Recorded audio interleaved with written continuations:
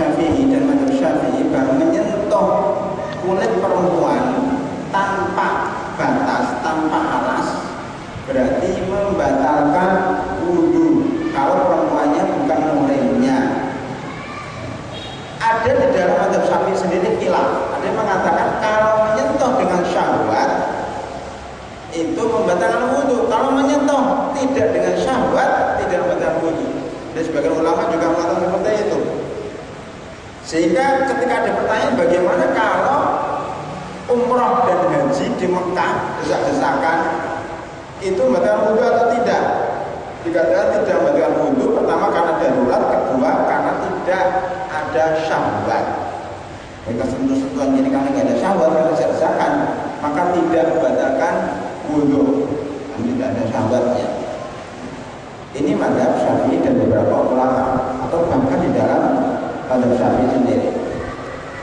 Sebagian ulama mengatakan dan ini lebih benar, yang lebih kuat dalilnya, bahwasanya menyentuh perempuan baik yang muhrim maupun yang bukan muhrim, baik lewat baju, baik itu bersentuhan langsung, itu tidak membatalkan wudu, baik syahwat dengan syahwat maupun tidak dengan syahwat. Itu tidak membatalkan wudu. Yang membatalkan wudu adalah kalau dia menggauli perempuan, berhubungan badan dengan perempuan. Dalilnya sama dalam surah Al-Maidah juga ini, Allah masuk nisa atau kamu menyentuh perempuan. Cuma kalau Imam Syafi'i mengatakan menyentuh tanpa tanda kutip, kalau sebagian ulama lain mengatakan menyentuh tanda kutip, menyentuh dengan cara khusus pada waktu khusus. Ya itu namanya menyentuh dengan syahwat, yaitu melakukan hubungan badan. Karena itu Al-Quran menyebut tidak secara langsung tapi dengan cara sindiran. Karena itu menyentuh perempuan itu tidak membatalkan wudu, tetapi kalau dia menyentuh perempuan yang bukan muhrimnya itu berdosa. Kemudian tidak boleh kita kemudian karena tidak batal wudunya, kemudian kita cari perempuan di jalan kita pegang, kan nggak batal wudu, Ustaz. Ya, dipegang-pegang ini memang nggak membatalkan wudu, tetapi dia berdosa. Berdosa itu tidak berarti membatalkan wudu. Dia berdosa karena memegang tangan orang yang bukan muhrimnya. Ini pendapat ulama lain selain Imam Syafi'i, selain mazhab Imam Syafi'i. Ya, saya teruskan. Wa massu farjil adamiyyi bibatinil kaffi. Yang kelima, yang keenam, ya. Kelima bisa keenam bisa karena seterusnya masih ada satu lagi. Memegang kemaluan manusia. Jadi kalau memegang kemaluan kucing nggak apa-apa, nggak memegang wudu, ya kan? Memegang kemaluan burung tidak memegang wudu, karena yang itu adalah memegang kemaluan manusia. Manusia berarti termasuk bayi, ya, termasuk anak kecil. Nah, dari itu pun ada lihat bagaimana kalau kami menjiboi anak. Kalau mazhab Syafi'i, berarti dia batal wudunya. Karena di sini dikatakan sagiran au kabiran, zakaran au unsa, baik dia itu anak besar maupun anak kecil, bayi, balita, ya. Laki-laki maupun perempuan, ya. Walaupun dia mati, jadi mati atau hidup, Imam Syafi'i begitu dalam mazhab Syafi'i, menyentuh kemaluan manusia, laki-laki maupun perempuan, besar maupun bayi, dalam keadaan hidup maupun mati, sebelum menyentuh kemaluannya kita mandikan, maka dia wajib wudu sebelum sholat karena dia menyentuh kemaluan orang yang mati meninggal dunia ini, karena dia mau membersihkannya. Ya. Ini menurut Mazhab Syafi'i. Kemudian ada syarat kedua, bibatinil kafi. Batin kafi itu apa? Telapak tangan dalam. Telapak tangan dalam. Jadi kalau memegang begini, nah, ini batal wudhunya. Artinya kalau megangnya pakai tangan bagian luar, dipegang gini aja, gini aja lah, gini, nggak batal wudhunya. Jadi batal wudhunya apa? Memegang kemaluan manusia, kecil maupun besar, ya, muda atau tua, laki-laki maupun perempuan, hidup maupun mati, dalam keadaan memegang dengan telapak tangan bagian dalam. Berarti kalau memegang kemaluan dengan telapak bagian luar itu tidak membatalkan wudhu. Mungkin pertanyaannya bedanya apa? Beda. Coba nanti dipraktekkan masing-masing, beda. Perasaannya beda. Ya. Mungkin kalau dari sini itu getarannya itu berbeda dengan yang sini, ya kan? Makanya Anda makan itu pakai apa? Pakai telapak tangan gini kan? Nggak ada makan pakai gini. Ya beda, karena ini kan sarafnya itu berbeda dengan saraf dari sini. Ya, beda. Karena itu Imam Syafi'i dan Mazhab Syafi'i mengatakan kalau megang dengan tangan gini, ya, gini megang begini, batal wudhu. Kalau begini nggak terwudhu, karena begini ini tidak terasa apa-apa, kayak tersentuh dengan tulang. Kok bisa seperti itu dari mana? Ada dua hadis yang kelihatannya saling bertentangan. Kelihatannya, paling-paling bertentangan. Di mata kita ini saling bertentangan. Hadis pertama, ada seorang sahabat datang kepada Rasulullah SAW. Ya Rasulullah, saya tadi memegang kemaluan. Batalkan wudhu saya. Kata Rasulullah, tidak. Karena kemaluan kamu itu seperti anggota tubuh kamu yang lain. Artinya kalau kemaluan kamu kayak telinga kamu, kayak hidung kamu. Bedanya apa hidung dengan kemaluan? Kan sama-sama kulitnya, sama-sama ada tulangnya, sama-sama ya dengan hidung telinga sama. Masa pegang hidung, masa batalkan wudhu sih? Pegang telinga, masa batalkan wudhu sih? Kan enggak. Nah, pegang kemaluan pun tidak membatalkan wudhu karena sama-sama kulit, sama-sama ada tulangnya, kan gitu. Enggak batalkan wudhu. Itu satu. Dan ada sahabat lain datang kepada Rasulullah di waktu lain. Ya Rasulullah, saya memegang kemaluan. Kata Rasulullah apa? Kamu wajib wudhu. Kamu wajib. Lalu lama bingung loh gimana ini? Katanya tadi nggak wudhu. Kok sekarang katakan wudhu yang benar yang mana? Gitu. Yang benar yang mana? Mungkin kita bingung. Tapi para ulama tidak bingung. Para ulama menggabungkan antara dua hadis. Ini persis seperti ketika puasa datang seseorang kepada Nabi Muhammad SAW. Ya Rasulullah, saya mencium istri saya. Benar nggak puasa saya? Rasulullah katakan tidak. Orang lain datang lagi. Ya Rasulullah, saya mencium istri saya. Jangan. Mana yang benar? Nah, para ulama menyebutkan kalau mencium dengan syahwat itu membatalkan puasa. Kalau mencium dengan tidak syahwat berarti tidak batal puasa. Juga memegang kemaluan. Yang pertama tadi oleh para ulama disebutkan, oh itu tidak batal wudhu. Kenapa? Karena memegang kemaluannya tidak dengan syahwat.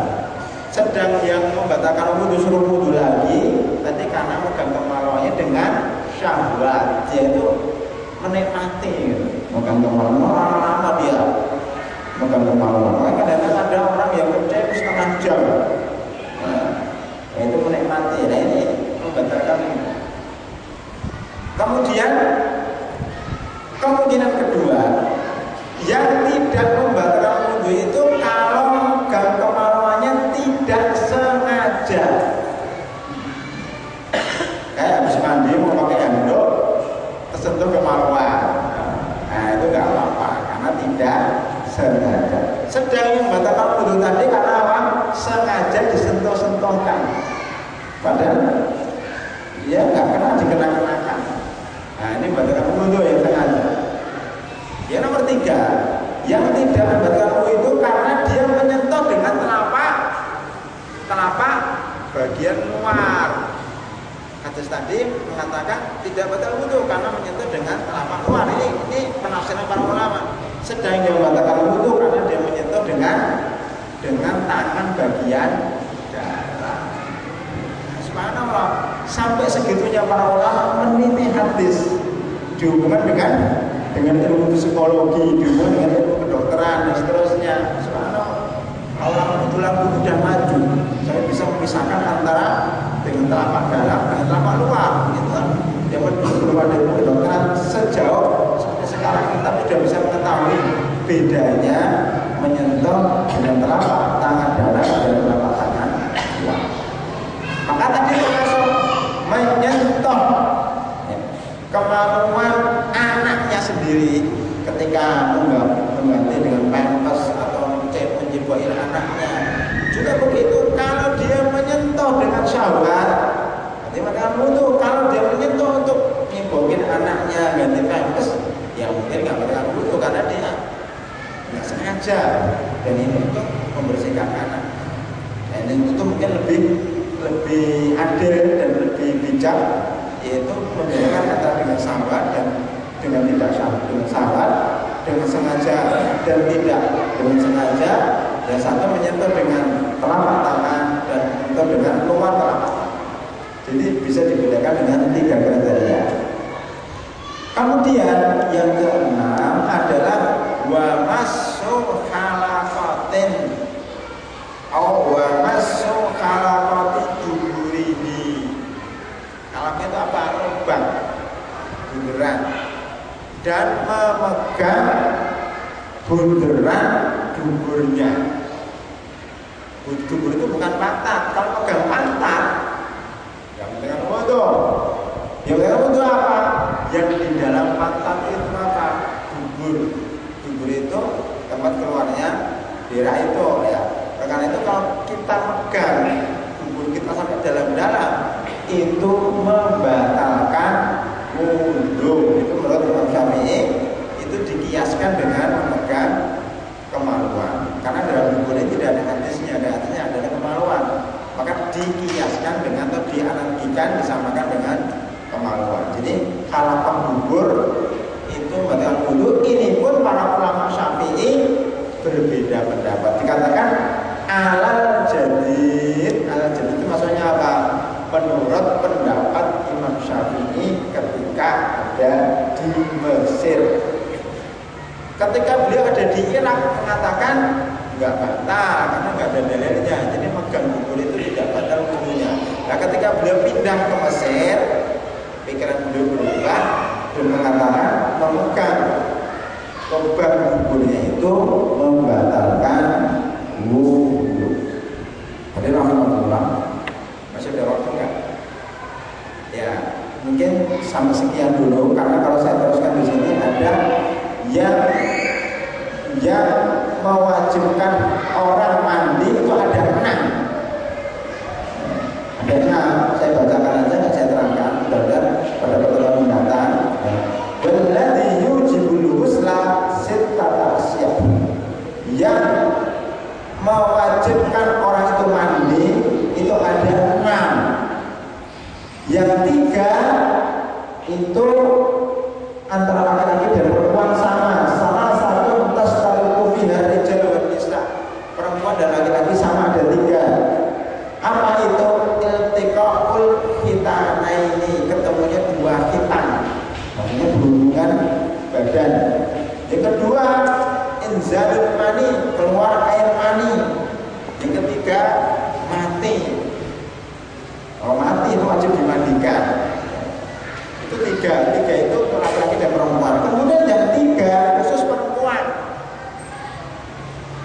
Yaitu apa?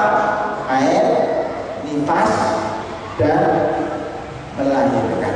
Haid, nifas, dan melahirkan ini wajib mandi. Soalnya kan kita bahas pada pertemuan mendatang, ada waktu sekitar berapa? 20 menit untuk tanya jawab di antara kita. Ya. Silakan bertanya sebanyak-banyaknya, apakah berhubungan dengan wudhu, sholat, wudhu, mandi maupun dengan masalah-masalah yang lain berhubungan dengan masalah fikih. Silakan.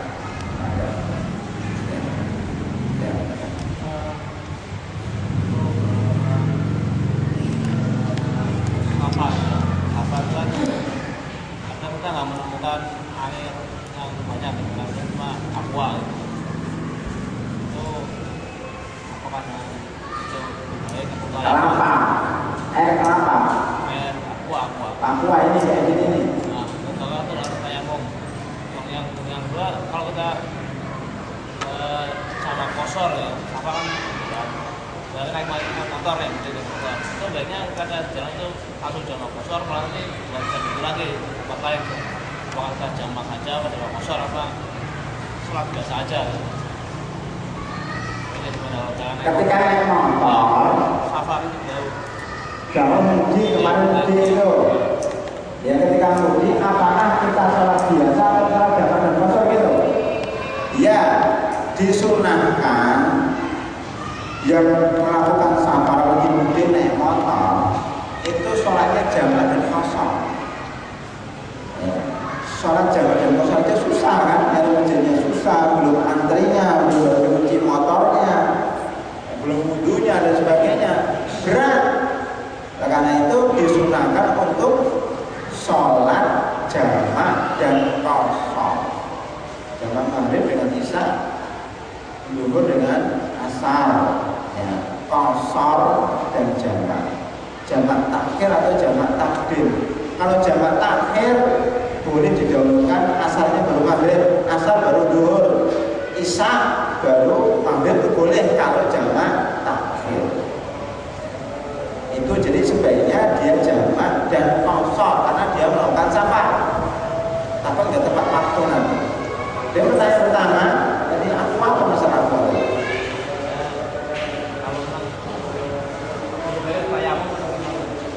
Kalau kita ada air, apakah air aqua atau air minum, apalagi di Indonesia banyak air, tidak boleh tayamum selama masih ada air.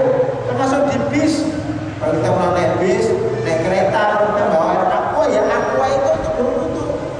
Gak boleh tayamum kalau nggak ada air sama sekali, kan ada penjual air. Kita beli. Rasulullah SAW itu kalau wudu dengan satu mut itu satu apa? Satu apa ya? Satu apa? Satu cedukan dengan dua tangan. Ya kayak gini nih.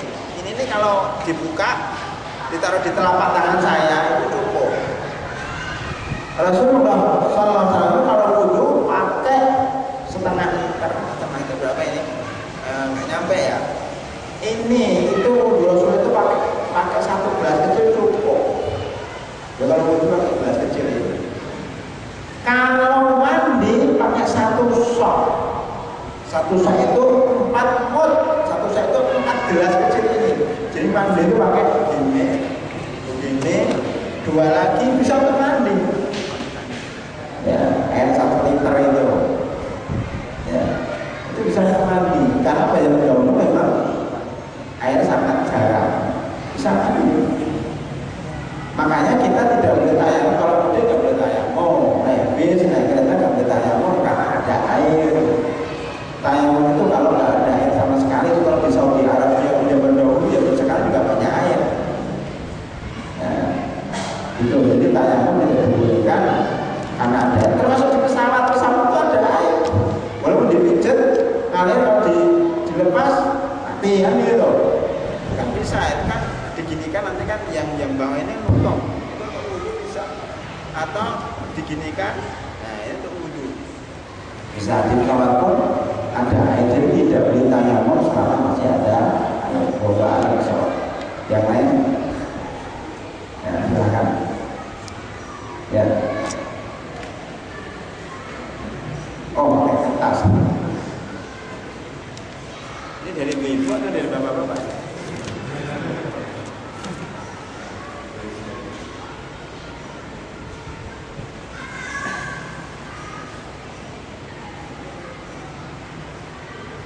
Ya, pertanyaannya, permasalahan tadi kan memegang kemaluan itu membatalkan wudu, ya, kalau dengan sengaja maupun dengan telapak tangan bagian dalam. Bagaimana kalau memegang kemaluan sendiri, boleh nggak? Memegang kemaluan sendiri, jelas boleh kemaluan sendiri. Kalau kencing gimana? Kalau nggak boleh dipegang. Kalau cebok gimana? Kalau nggak dipegang, pakai jepitan. Boleh, memegang kemaluan sendiri itu boleh. Karena kemaluan sendiri tidak berdosa, karena punyanya sendiri. Masa kemana-mana pakai jepitan. Yang kedua, sebentar, ya sebentar, kan urut. Yang kedua, kalau kemaluan sendiri boleh. Sekarang kalau kemaluan anaknya, boleh nggak? Boleh kalau anaknya masih bayi.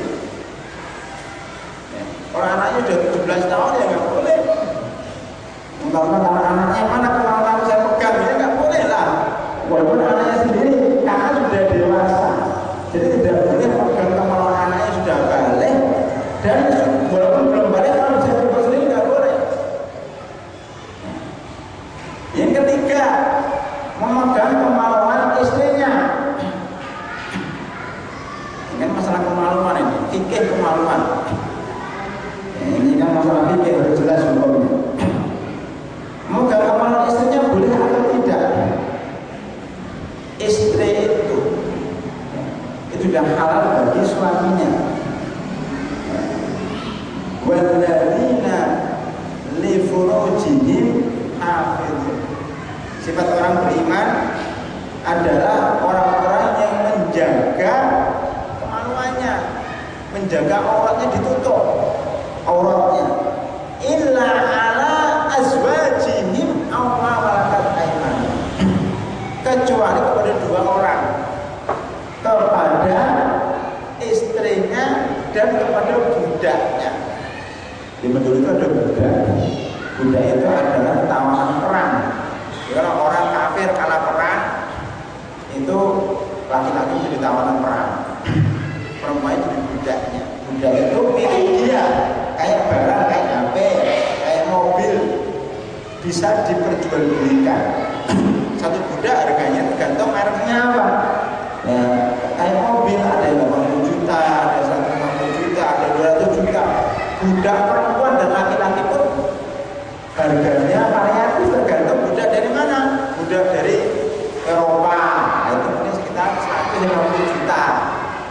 Budak mungkin dari Asia, itu mungkin 100 juta.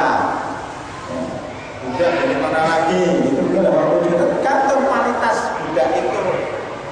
Kalau perempuan tergantung kepada cantik dan tidaknya, ya, tergantung kuat dalam bekerja atau tidak, itu bisa diperjualbelikan. Bahkan itu seseorang boleh memiliki budak 1, 2, 3, 4, 5 sampai 100 boleh. Budak itu berfungsi dua, sebagai pembantunya, dan dia boleh menggauli budak itu kalau perempuan. Jadi dengan budaknya tidak perlu ditutup-tutup kemaluannya. Kenapa? Karena boleh tidak dijaga.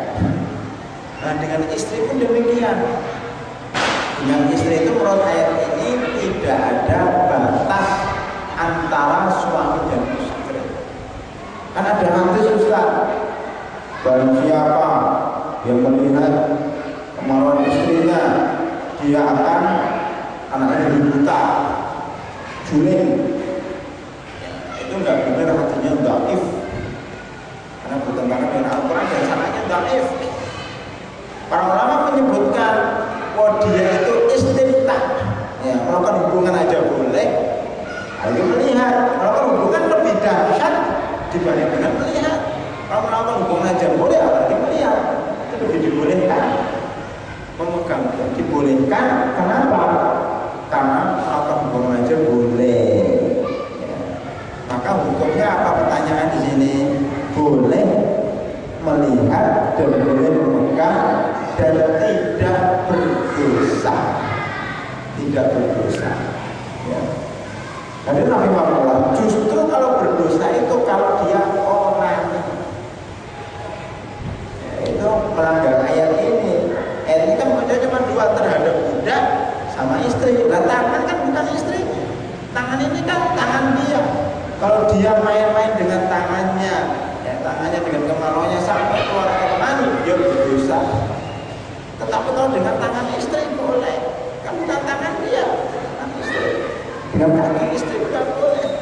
Pokoknya bukan dengan tangan kita, tapi dengan tangan istri. Maka di sini kesimpulannya dibolehkan melihat kemaluan istri dan boleh memegang kemaluan istri dan tidak berdosa, tidak ada larangan. Bahkan Rasulullah SAW pernah mandi bersama dengan Aisyah radhiyallahu anha. Mungkin kalau orang setiap yang dilakukan Rasulullah sunnah berarti itu sunnah. Sekali lah seumur hidup mandi bersama dengan istri sebagaimana Rasulullah SAW melakukannya. Itu supaya akrab, supaya istri tidak stres, diajak mandi bersama. Nah ini tentunya kalau mandi bersama itu tidak melihat kemampuan masing-masing. Bahkan beberapa istrinya itu menceritakan bagaimana cara mandi junub Rasulullah SAW. Nanti akan kita sampai insya Allah nanti. Menunjukkan bagaimana kalau dia melihat bagaimana mandi junubnya. Zaman dahulu itu mungkin kalau mandinya nggak kayak sekarang pakai tutup, mungkin pakai korden aja, bahkan nggak pakai di rumah.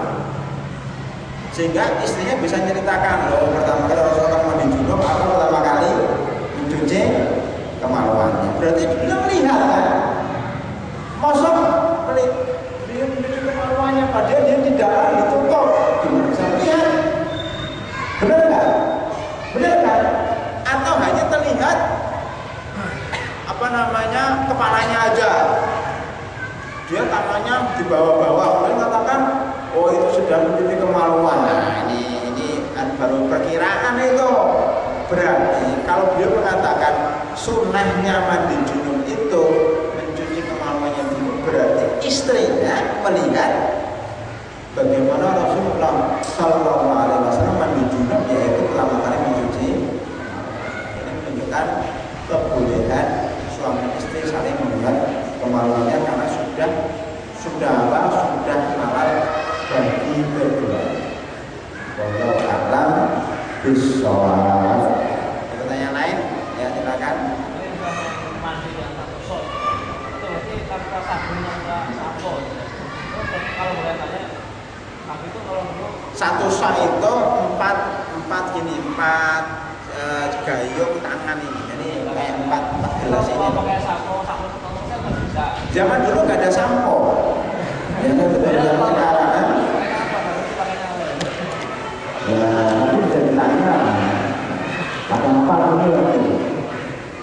Jadi kalau mandi ini kayak orang-orang desa zaman dulu sebelum kita, zaman Majapahit, ya, zaman Kerajaan Singosari dan sebagainya, itu nggak ada sabun.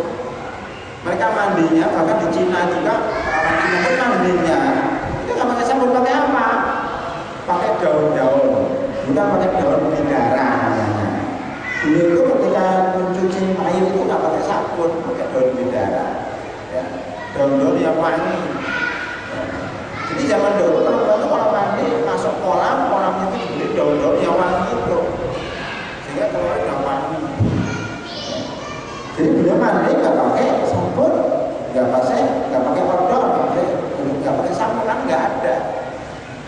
Ya pakai apa kan? Yang wangi-wangi kan banyak, ya minyak wangi dan sebagainya.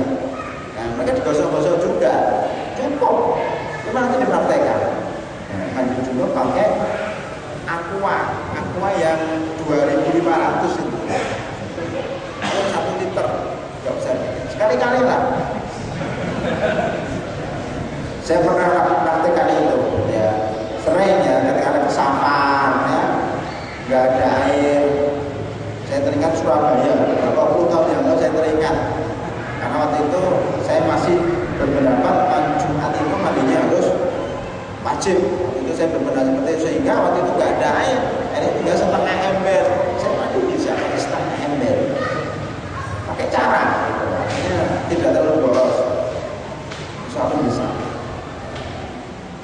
Tidak harus pakai sabun dan pakai sampo. Siapa yang wajibkan? Sekarang kalau Anda tidak punya sabun dan sampo tapi mandi junub, sudah ada kokom atau tidak komat baru bangun, gimana caranya supaya nggak terlambat?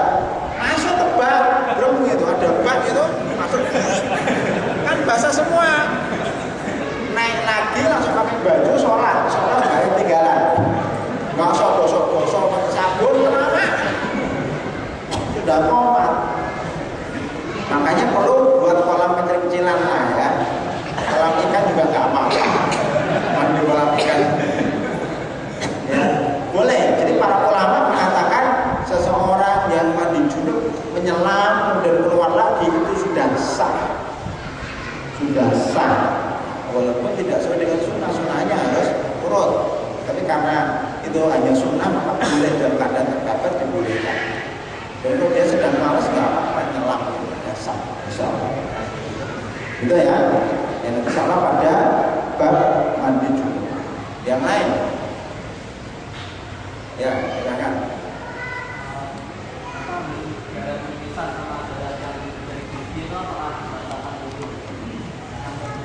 Tentang ketuban sama dengan sebelum dilahirkan itu apakah orangnya udah tidak wajib untuk sholat itu? Ya. Yang pertama, air, darah mimisan dan darah dari gigi. Pertama darah. Darah itu menurut pendapat yang benar, darah manusia itu tidak membatalkan. Manusia tidak ada kan? Kalau keluar darah kan nggak ada di sini, nggak ada kan? Nggak ada keluar darah. Karena darah itu suci. Makanya ketika para mujahid juhada meninggal dunia dikuburkan dengan darah-darah. Kemudian Umar bin Khattab ketika sholat subuh dan jadi imam itu dibunuh oleh siapa? Abu Lu'lu' al-Majusi, orang Persia yang ditawan perang jadi budak, akhirnya membunuh Umar bin Khattab. Itu dengan 3 tusukan perutnya. Ya, masih ditusuk itu udah rakaat kedua masih sholat dan keadaan darahnya mengalir deras. Kalau cuma kena apa, tersentuh kena kuku, darahnya cuma kecil, bisul, darahnya kecil. Ini ditusuk oleh pisau, darahnya mengalir deras. Walaupun begitu, beliau tetap sholat subuh. Artinya tidak membatalkan sholat dan tidak membatalkan wudhu. Sampai salam beliau dan keadaan darahnya mengalir deras. Makanya kalau kena luka, lukanya keluar dan keadaan sholat tidak batal. Mimisan tidak batal, giginya berdarah tidak batal. Ya, jadi sholat tidak batal. Karena tadi yang lebih besar itu tidak batal. Kemudian yang kedua, air ketuban. Air ketuban itu apa? Air yang dipakai untuk bayi, ya, artinya air dalam rahim yang bersama dengan bayi. Air ketubannya pecah. Apakah perempuan itu sudah niat sholat? Jadi perempuan itu nanti di sini disebutkan. Nanti kan tadi saya bacakan yang menyebabkan orang mandi itu kalau darah haid dan darah nifas. Jadi kalau bukan darah nifas, itu berarti dia tetap wajib sholat. Orang menyebutnya dengan flek. Jadi kalau ada perempuan yang kena fleknya kalau ada darah flek, sebelum melahirkan itu ada keluar darah flek. Flek itu darahnya dikit lah, flek gitu. Itu kalau tidak diiringi dengan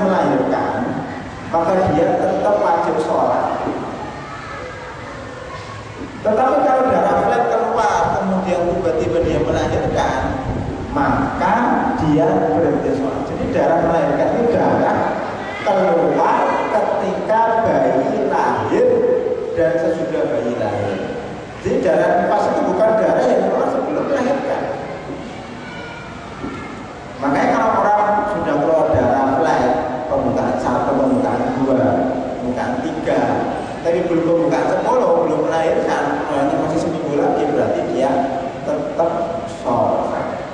Maka air ketuban pun kalau sudah pecah, dia masih wajib sholat selama bayinya belum keluar dan selama darahnya belum keluar. Jadi tetap wajib sholat sampai dia melahirkan, sampai ada darahnya, maka dia wajib, dia tidak boleh sholat. Begitu juga darah operasi sesar, itu kan nggak keluar dari kemaluan, tetapi dari perut, tapi dianggap darah melahirkan dan dia tidak boleh sholat sampai darahnya berhenti maksimal 40 hari atau 60 hari. Kalau darah keguguran, dilihat kalau kegugurannya sebelum 3 bulan, maka dianggap darah rusak, dia wajib sholat, wajib sholat. Tetapi kalau kegugurannya bayinya sudah lebih dari 3 bulan, dianggap keguguran dari manusia, bayi yang sudah berbentuk manusia, maka dianggap darah nifas, dia tidak boleh sholat. Wallahu a'lam bishawab. Yang lain cukup ya. Mudah-mudahan yang sedikit ini bermanfaat. Insya Allah pertemuan mendatang kita akan lanjutkan, yaitu hal-hal yang mewajibkan seseorang mandi junub. Jadi rahimahullah, demikian keterangan singkat daripada matan Abi Suja fikih mazhab Syafi'i yang kita